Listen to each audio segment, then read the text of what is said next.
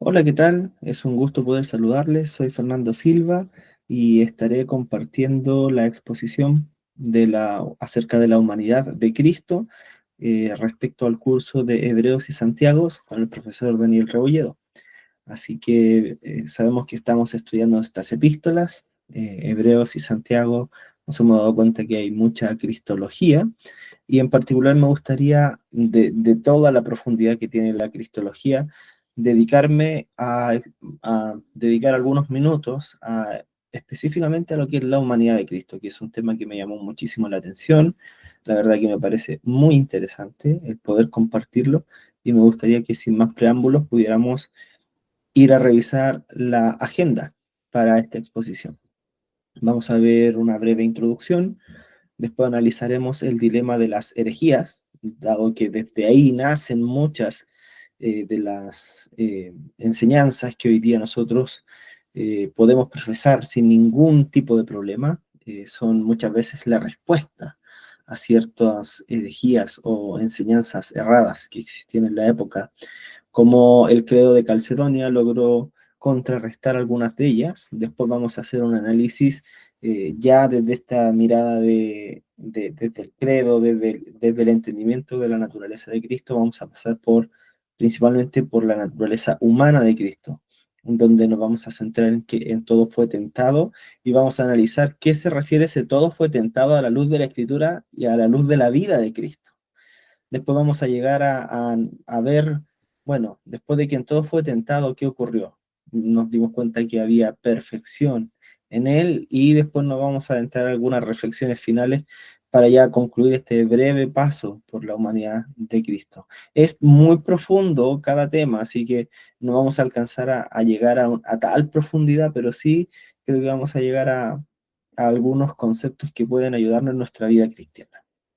En primer lugar, me gustaría que ya entrando en el tema, nos demos cuenta que un repaso de la humanidad de Cristo traerá sobre nosotros una información importante de por qué esto es tan relevante para nosotros.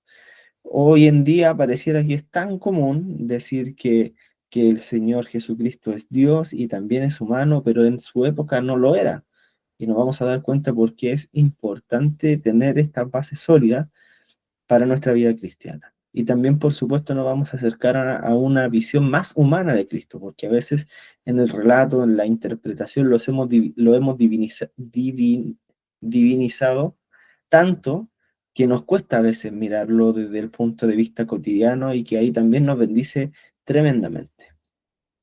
Entonces, hablando del dilema de las herejías, nos damos cuenta que por ahí, por el siglo V, surgieron dos herejías que tenían que ver muchos temas respecto a las cuestiones cristológicas. En primer lugar, aparece la herejía monofisita, en donde Eutico, el padre de esta herejía, aseguraba que Jesús tenía solo una naturaleza. Por eso es monofisita, porque mono significa uno. Entonces, monofisita es una naturaleza, ¿ya? Entonces, él sostenía que Jesús solo tenía la naturaleza humana sin divinidad alguna. Y en contraste, años anteriores había aparecido los docetas, ya con este movimiento del docetismo que aseguraba que Cristo era solamente divino. Esto en realidad ocurrió cerca del año segundo, tercero de la iglesia, pero estaban en el ambiente estas ideas. A pesar de que el docetismo fue declarado tempranamente como una herejía, el monofisita aparecía a tocar la otra postura de que Jesús solo fue humano, y eso trae consigo un tema interesante, porque de ahí no podemos decir que Él es Dios, por ejemplo, y ahí hay varios textos bíblicos que hablan de eso. Por ejemplo, si mi memoria no me falla, Juan capítulo 10, versículo 30, en donde Jesús dice, el Padre y yo somos uno. Entonces, de partida ya esas ideas parten en dilema con ciertas partes de la Biblia. Entonces, esta doble naturaleza de Cristo era un asunto teológico que tenía que abordarse producto de estas herejías que estaban surgiendo. También en el siglo V aparecía esta segunda herejía que mencionaba, porque el docetismo fue un agregado así nomás. La segunda herejía, el nestorianismo, en donde Nestorio, el padre, por supuesto, de esta herejía, decía que eran dos naturalezas distintas, por tanto, una era humana y la otra era divina, por tanto, Jesús tenía dos personalidades. Y eso no puede ser posible, es como decir que fuera, no sé, eh, trastorno de personalidad, y no era así, sino que él era completamente Dios y era completamente humano. Bueno, eso fue lo que se encargó de zanjar en el credo de Calcedonia. Por ahí por el año 1451 se reunieron los obispos y líderes. Por supuesto, ustedes saben que esta era la época de los credos. Desde el credo niceno en adelante comienzan a juntarse, y comienzan a estar una y otra vez en en estos concilios. Entonces, en el periodo de Calcedonia tratan principalmente esta herejía, en donde lo que ellos mencionan es lo siguiente, y me gustaría que lo pudiéramos leer, porque el credo en realidad es bastante breve, y resalté las cosas que son más importantes, y vamos a darle un poquito más de énfasis a ello.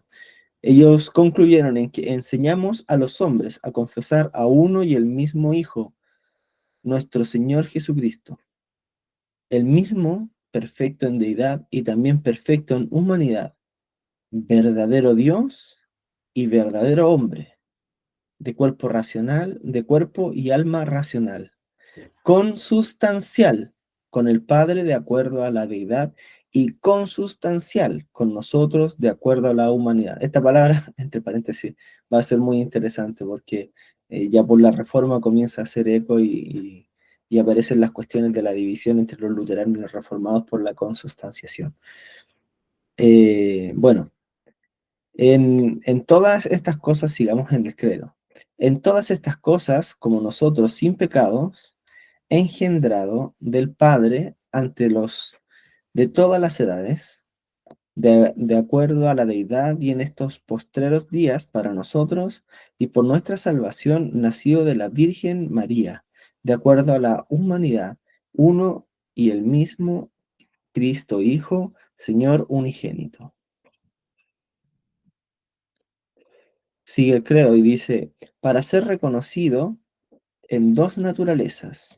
Interesante, para ser confundido, reconocido en dos naturalezas, inconfundible, incambiables, indivisibles, inseparables. Por ningún medio de distinción de naturaleza desaparece por la unión, más bien es preservada la propiedad de cada naturaleza y concurrentes en una persona y una sustancia, no partida ni dividida, ni dividida en dos personas, sino uno y el mismo, Hijo y unigénito, Dios, la palabra, el Señor Jesucristo, como los profetas desde el principio lo han declarado con respecto a Él, y como el Señor Jesucristo mismo nos lo ha dado a conocer en el credo de los santos padres que nos ha sido dado. Amén. Entonces, el credo de Calcedonia viene a postular estas ideas, que no era divisible, que era solo una persona, que no estaba dividido, sino que era unigénito. Y esto es muy interesante porque este credo nos ayuda a zanjar de manera completa todo el tema de las herejías. Entonces, el credo de Calcedonia es algo fundamental para todos los cristianos, entender que Él es uno en una completa naturaleza, 100% Dios, dirían después los teólogos, y 100% hombre. Entonces ya avanzando, nos damos cuenta acerca de la humanidad de Cristo. Y por esto, ya que estamos en el curso de Hebreos y Santiago, me gustaría traer a colación un texto que para mí es extraordinario. En Hebreos capítulo 4, versículos 16, 14 al 16, nos habla de la plena humanidad de Cristo, donde dice, por lo tanto, ya que tenemos un gran sumo sacerdote, en esto se está refiriendo a Jesús, que entró en el cielo, Jesús, el Hijo de Dios, aferrémonos a lo que creemos. Nuestro sumo sacerdote, es decir, Jesús, comprende nuestras debilidades porque enfrentó todas y cada una de las pruebas que enfrentamos nosotros. Sin embargo, Él nunca pecó. Así que acerquémonos con toda confianza al trono de la gracia, de nuestro Dios. Allí recibiremos su misericordia y encontraremos la gracia que nos ayudará cuando más la necesitemos. Entonces, esta humanidad de Cristo está tan latente en este versículo, en el 15 en particular. Nuestro sumo sacerdote comprende nuestras debilidades porque enfrentó cada una de las pruebas que hemos enfrentado nosotros. Y de esto me gustaría hablar cuando citamos la humanidad de Cristo, en que en todo Él fue tentado, en todo Él fue probado. La Escritura nos asegura que pasó por todas las situaciones de las cuales hombres y mujeres podríamos pecar nosotros contra Dios, en las situaciones que nos pudiéramos encontrar, por ejemplo, reclamando las condiciones en las que estamos, o en alguna situación en la que acusemos a Dios de ser injusto, o en otra situación donde tratemos de quitarle la gloria al Señor, o en alguna situación en donde quizás estemos tentados a faltar en nuestra ética, o en alguna situación en donde estemos buscando el bienestar propio, o en otra situación donde no estemos quizá cumpliendo la misión de Dios, o evitando servir a nuestro prójimo. De todas estas tentaciones que nosotros experimentamos en nuestra vida cotidiana, que decimos, la vida en el siglo XXI está tan difícil, pero sin embargo nos vamos a dar cuenta que Jesús vivió cada una de estas situaciones a las cuales hoy nosotros somos sometidos. Así que es muy interesante analizar que en todo fue tentado. Y pasemos entonces a analizar las tentaciones o las pruebas del Señor Jesucristo. Fue tentado en la pobreza. ¿Quién en algún momento nos ha dicho, pero es que yo soy muy pobre y lo que tengo no me alcanza y se ha enojado con Dios quizá por la pobreza? Bueno, Dios decidió encarnarse en una familia pobre. Jesús vino a nacer en una familia que era pobre. El relato de la presentación del templo, de la purificación de Jesús y de su madre, en Lucas capítulo 2, versículo 22 al 24, menciona que presentaron como ofrenda un par de tórtolas o dos pichones de paloma. Y si nos vamos al Antiguo Testamento, en Levítico capítulo 12, versículos 6 al 8, se menciona cuáles son las ofrendas que deben ser presentadas por la purificación. Y menciona aquella ocasión que debe ser presentado un cordero de un año por la purificación. Ustedes después, si son lectores del Evangelio, entenderán que había todo un monopolio de la venta de animales en el templo, pero realmente el precio de un cordero comparado a los pichones o las tórtolas realmente debe ser un precio diferencial. Y lo que nos dice que Levítico 12 al 6 al 8, pero si no le alcanza a esa familia, para un cordero, tomará dos tórtolas o dos pichones. Es decir, que cuando vamos al relato bíblico y se dice que los padres de Jesús presentaron tórtolas y pichones, nos quiere decir que era una familia a la cual no le alcanzaba para el cordero. Nos quiere decir el relato bíblico que era una familia pobre, que no tenía recursos económicos. Entonces muchas veces nosotros nos hemos sentido tentados para pecar contra Dios en nuestra manera de referirnos contra Él, a lo mejor por un momento de prueba o dificultad o de necesidad, de pobreza, de escasez de recursos. Pero la verdad es que Jesús también lo pasó. Él vivió en una familia pobre. Vamos a analizar las siguientes tentaciones y vamos a pasar por varias, así que no me voy a poder detener en una en particular. Pero después, si quieren, pueden comentar el video y podemos conversar un poquito más acerca de esto. Una segunda tentación es el no poseer un hogar. Hay muchos que hoy día persiguen el deseo de la casa propia y que ante las frustraciones y el no poder alcanzarlo por décadas, quizá hemos sido indiferentes ante el Señor, reclamones o tantas cosas. La palabra del Señor nos dice que Jesús dice en algún momento, las zorras tienen madrigueras y las aves tienen nidos, pero el Hijo del Hombre no tiene dónde recostar su cabeza. Solo documenta el Evangelio según Mateo capítulo 8, versículo 20. Esta aseveración nos recuerda, por supuesto, que Jesús no se aferró a las cosas materiales, que se dedicó de lleno a la misión de Dios, no acumuló para sí riquezas, no tenía un hogar donde recostarse. Su vida diaria era caminar en fe y que el Padre le proveyera. Esto, por supuesto, no nos dice no nos habla acerca de una completa austeridad y de no tener la casa en los cristianos. En efecto, el libro de los Hechos nos habla que algunos hermanos de la iglesia primitiva vendían sus casas para compartirlas con los pobres y con los más necesitados. Pero así también el libro de los Hechos nos menciona que habían hermanos o hermanas que tenían casas y que las ponían a disposición de las reuniones de la iglesia. Si van, por ejemplo, si vamos a la escritura y recordamos la liberación de Pedro de la cárcel, vamos a encontrar que ahí en el capítulo 12, de hecho, cuando Pedro es liberado de la cárcel, se va a la casa de María, madre de Juan Marco. Entonces, esa cristiana tenía su casa, pero así también la ponía al servicio de la iglesia, porque los hermanos estaban alrededor orando en aquella casa. Entonces, es muy interesante esta idea de el hogar, de si es que en algún momento posees un hogar, lo pongas al servicio de la iglesia. Y si es que no lo posees, no podemos vivir en fe, podemos caminar y dejar que el Señor nos sustente día a día. Otra tentación o prueba que pudiera experimentar Jesús es el que estaba condicionado a pagar sus cuentas. Y uno dice, pero ¿cómo ocurre esto? En el capítulo 17 del Evangelio de Mateo se nos cuenta que a Jesús le cobraron los impuestos del templo.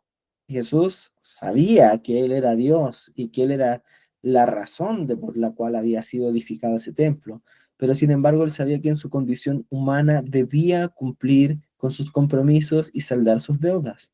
Por esta razón envía a Pedro a sacar la moneda del pez de la boca para pagar los impuestos. ¿Se acuerdan ustedes de esa historia seguramente?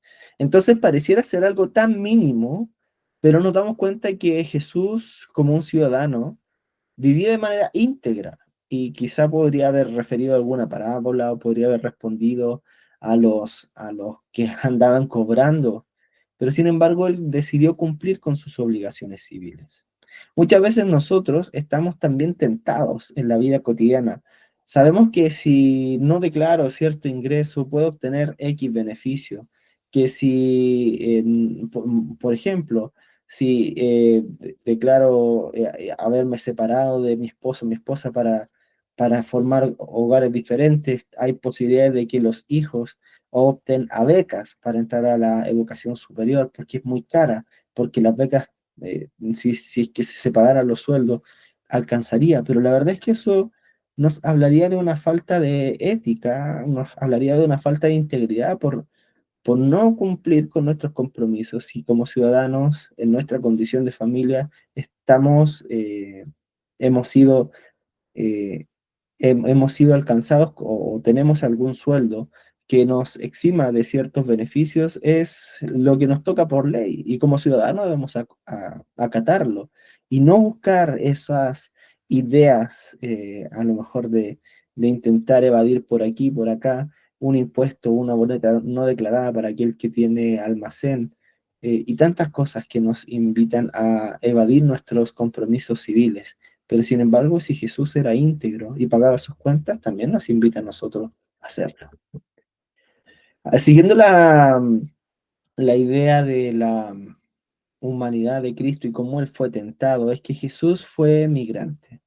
Por supuesto que se recordarán ustedes del relato de la infancia de Mateo en capítulo 2 cuando se destaca la huida a Egipto, en donde José fue advertido por el ángel y se va a otra nación para preservar la vida de su pequeño hijo. Entonces, probablemente, como ya habíamos dicho que esta familia era pobre, huyeron con lo poco y nada que tenían y sin tener redes y sin tener nada, se fueron a un país extranjero, donde debían comenzar de cero, donde no tenían un hogar a donde alojar. Yo me imagino que deben haber dormido por ahí en las calles en algún momento, cuando se les acabó el dinero, no lo sé, pero la escritura nos dice que fueron migrantes. Hoy día no sabemos la fecha exacta de cuánto tiempo estuvieron, la escritura no lo dice, pero los historiadores los sitúan entre 1 a 3 años aproximadamente en el que estuvieron afuera. Todo esto porque se menciona en Mateo capítulo 2 versículo 16 que Jesús mandó, perdón, que Herodes mandó a ejecutar a los niños menores de 2 años. Entonces, probablemente entre 1 a 3 años estuvieron como migrantes. Hoy día hay muchos hermanos en la iglesia de Cristo que han tenido que emigrar desde sus naciones y comenzar de ser en otro lugar, y a lo mejor al verse en su situación tan adversa en algunos casos, han pensado, pero el Señor no sabe lo que estoy viviendo, el Señor no tiene idea lo difícil que Él no me comprende, pero la verdad es que sí, el Señor Jesús fue un migrante, así que también es alentador pensar que nuestro Dios, cuando nosotros vamos a la oración, a lo mejor llevándole esta situación, Él nos entiende, como decía el libro de Hebreos capítulo 4. Qué lindo. Bueno, también en su humanidad Él fue tentado por la traición de un amigo. El Evangelio de Juan en el capítulo 13 nos enseña que Jesús se entregó completamente por sus discípulos lavando los pies. Más adelante menciona cómo les trata de amigos una y otra vez en sus enseñanzas. Pero sin embargo, cuando avanzamos en este capítulo, vemos que Judas Iscariote traicionó a su maestro por 30 monedas de plata. Más adelante, cuando se encuentra con él, le da un beso en la mejilla. Y cuando nos damos cuenta de los escritos del libro de los Hechos o las cartas paulinas, nos mencionan que este beso en la mejilla es un símbolo de fraternidad y de amistad. Por tanto, Judas, con un gesto de amistad, vendió a su amigo. Es profundo, o sea, quizá muchos de nosotros hemos sido traicionados, nuestra confianza, cuando compartimos un secreto, algo confidencial y las personas lo hablan, se sabe, y es triste, pero sin embargo el Señor también lo pasó. Jesús también fue traicionado por una persona de su confianza. También, por supuesto, fue tentado en ser acusado falsamente. Tras traicionar a Judas, el maestro fue llevado ante el Sanedrín. El Consejo Supremo de los Judíos sabía perfectamente lo que quería, iban a acusarlo y estaban montando un espectáculo para condenarlo. Dice la escritura en Mateo 26, versículos 62 al 63, poniéndose en pie el sumo sacerdote, dijo a Jesús, ¿no vas a responder? ¿Qué significan estas denuncias en tu contra? Pero Jesús se quedó callado. Así que el sumo sacerdote insistió, te ordeno en el nombre del Dios viviente que nos digas si eres el Cristo, el Hijo de Dios. Jesús, aún siendo acusado injustamente, sabiendo que eso era un montaje, en su contra guardó silencio y vivió el proceso. A veces también nosotros hemos sido acusados injustamente y la primera reacción es intentar limpiar nuestro nombre, nuestra reputación, pero sin embargo Jesús, siendo acusado falsamente, no abrió su boca. Otro análisis también es que Jesús vivió una tremenda angustia a la que quizás muchos de nosotros hemos pasado. El Evangelio de Lucas en el capítulo 22 nos muestra que Jesús oraba poco antes de ser arrestado. Él sabía perfectamente lo que venía a su vida y llega a orar con extrema angustia. Dice, estando en agonía, oraba más intensamente y fue su sudor como grandes gotas de sangre que caían a tierra. La medicina hoy en día se ha pronunciado al respecto y mencionan que esto se podría conocer como la hematohidrosis. Es una condición clínica rara que se caracteriza por sudar gotas de sangre. Básicamente los poros capilares que tenemos en la frente estallan por la tremenda presión que hay y comienza a fluir sangre y sudor. Esto se origina por situaciones de un completo estrés, de demasiada presión. Entonces Jesús estaba viviendo una angustia agobiante. Y quizá tantas personas hoy en día, con el dilema de la salud emocional que tenemos, al menos en Chile y me imagino que en buena parte de Latinoamérica, han pasado por situaciones de cuadros de ansiedad, de a lo mejor de crisis de pánico y dicen, pero esto es tan complejo, ¿cómo el Señor podría entenderlo? O incluso se ha satanizado tanto las enfermedades psico, psico, las enfermedades psicológicas, que podríamos pensar que en realidad Jesús no entiende y demonizamos nuestras condiciones.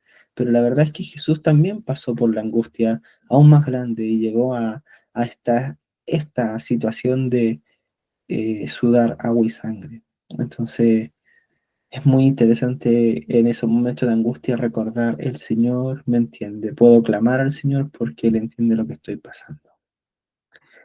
Por supuesto, en esta vida humana de Jesús fue probado y tentado.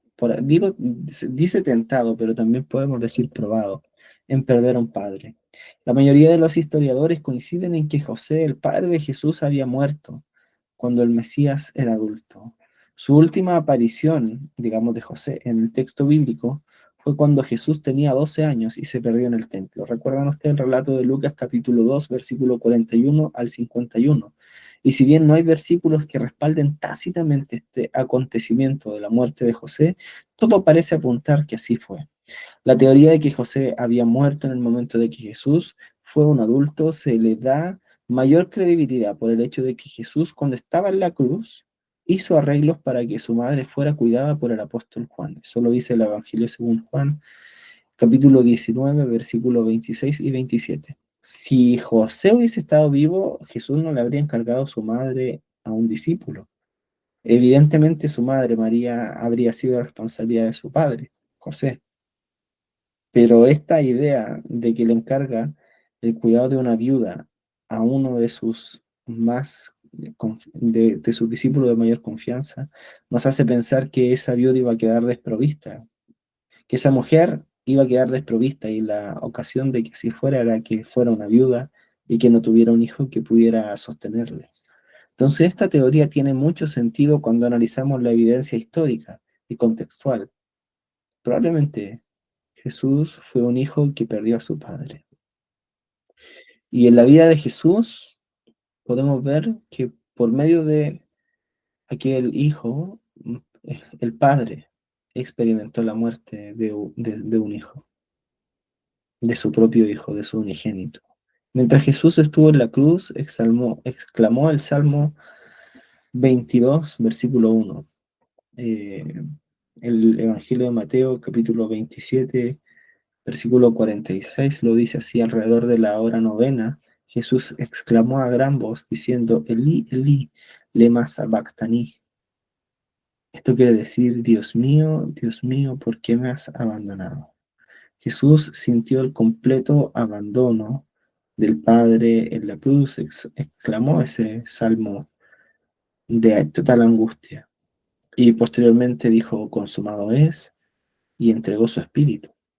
En ese difícil momento debemos recordar que el Padre, al que tantas veces Jesús mencionaba Abba, Abba en los evangelios, estaba presenciando la muerte de su único hijo. Porque decimos en Juan 3:16, porque de tal manera amó Dios a este mundo que dio a su único hijo. Y decir Dios suena bonito, pero nos damos cuenta que entregó y vio, presenció la muerte en la cruz de su hijo. A quienes han sido padres y que han perdido un hijo en gestación o en una hora o en una época temprana de su vida. He conocido algunos testimonios y son familias que viven con esa herida completa toda su vida, nunca sanan. eh, y algo dentro de esas personas se muere, deja de latir. Y en ese momento de completa angustia, esas personas pueden tener la garantía de que Dios entiende sus debilidades, de que Dios también fue ese Abba que perdió a su hijo. Entonces, al analizar todas estas evidencias cristológicas que nos ofrece la Escritura, debemos volver al texto de Hebreos capítulo 4 que leíamos anteriormente. Por tanto, que ya que tenemos un sumo sacerdote que entró al cielo, Jesús, el Hijo de Dios, aferrémonos a lo que creemos. Nuestro sumo sacerdote Jesús comprende nuestras debilidades. Nos dimos cuenta en la exposición que cualquier situación que estemos pasando, el Señor la comprende, el Señor la vivió. Él comprende lo que estamos pasando. Enfrentó cada una de nuestras pruebas. Sin embargo, Él nunca pecó. Esa es la diferencia entre Jesús y nosotros, que Él nunca pecó. Probablemente ante todas las situaciones expuestas anteriormente, nosotros hemos sido faltos, hemos reclamado ante Dios, nos hemos molestado en algún momento, hemos quizá aprovechado ciertas situaciones, hemos actuado con falta de ética, con falta de integridad y tantas cosas más. Ante Dios no podemos esconder nada, pero Él no pecó. Y gracias a Jesús hoy somos justificados. Y nos dice el pecado entiende nuestras debilidades, por tanto acerquémonos con toda confianza al trono de la gracia de Dios, porque allí recibiremos su misericordia y encontraremos la gracia que nos ayudará cuando más la necesitemos. O sea, qué precioso es que Jesús, siendo tan perfecto, y comprendiendo y pasando por todas las situaciones que nosotros podríamos haber pasado, Él comprende nuestras debilidades, Él nos justifica y Él además nos llama. Vengan confiadamente al trono de la gracia. Por favor, acérquense cuando estén necesitados. Vengan, acudan a la presencia del Señor, porque yo estoy ahí y yo puedo darle la gracia en los momentos que más la necesitan. Entonces, como reflexiones finales acerca de la humanidad de Cristo, nos damos cuenta que este breve repaso por la humanidad nos da tres enseñanzas. Primero, que la doctrina clara respecto a la naturaleza de Cristo nos ayuda a interpretar la Escritura de manera más eficaz. En segundo lugar, una mirada más humana de Cristo nos trae aliento ante nuestras dificultades cotidianas, ya lo veíamos. No importa lo que estemos pasando, el Señor lo pasó, nos entiende y nos llama a su presencia. Y por supuesto, una perspectiva divina de Cristo nos permite dimensionar la amorosa diferencia del Señor con los otros dioses.